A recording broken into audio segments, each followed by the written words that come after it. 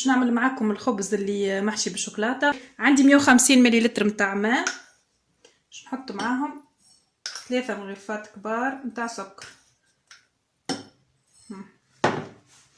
وعليهم 2 مغارف زيت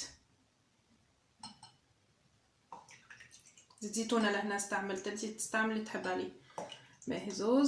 وباش نستعمل ساشي متاع سكر فانيل باش نحطها. عندي لهنا مغرفه كبيره متاع بريسك ساشي ناقصه شويه، مغرفه كبيره متاع خميره خبز متاع خميره جاتو، وعندي نص ساشي خميره خبز. باش نستعمل نص ساشي. نخلطهم ونزيد معاهم لهنا مغرفه هكاكا متاع فرينه، مغرفه معبيه. خلطهم وخليهم يتفاعلوا. ديجا هانو بدو ديريكت يتفاعلوا مع بعض.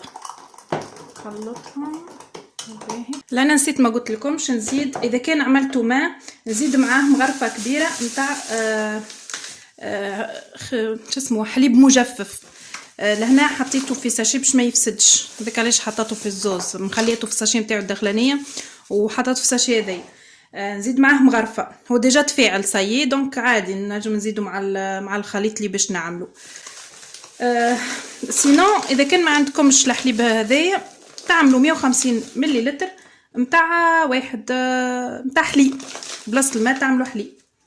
ناقصني رشه ملح والفرينه. باهي باش نصب الخليط هذايا. بسم الله.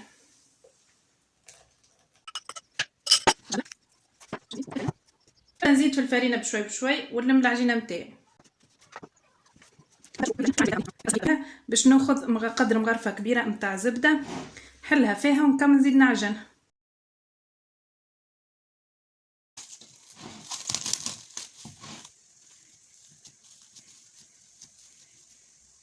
بعد ما خمر عندي الخبز لهنا، مش الخبز العجينه، شوفوا انا راني ما كثرتش فيها الخميره، على خاطر خميره الخبز كي تكثرها في المعجنات اللي باش تعملها حلوه تجي طعمتها قويه.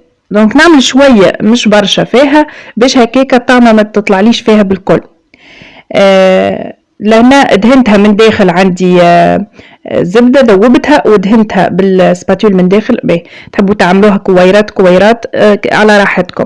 انا جوست حبيت نعملها بالطريقة هذية اسهل لي واسرع، ونعملها كيما الكرواسون هكاكا.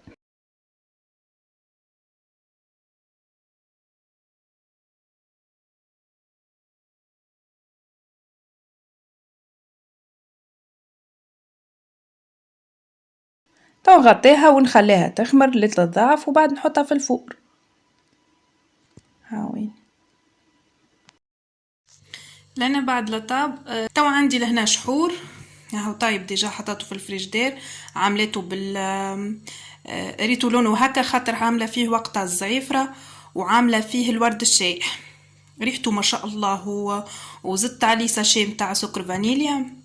نودكم ولا نشهيكم في الحاجات الحلوه والكل بالحق طياره.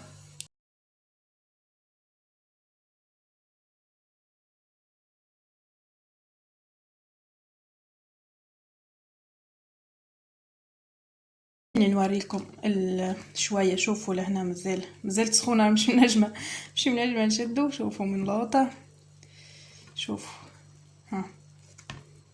نجموا تعملوا كميه تحطوها في الثلج، وكل مره تجبدوا منها تحطوها في الميكرووند، ولا تفوروها اذا كان ما عندكمش ميكرووند، تفوروها في الكاسكاس صغير ولا كاسكاس. المهم ها شوفوا سخونه ها القوام نتاعها. هذا هو الفيديو متاعي اليوم، ان شاء الله يا رب يكون عجبكم، ان شاء الله تكونوا استمتعتوا معايا واستفدتوا حتى ولو بحاجه بسيطه. ما بقى كان نقول لكم ردوا بالكم على رواحكم، ما تنسوناش باللايك والاشتراك في القناه والكومنتات. تو نقول لكم في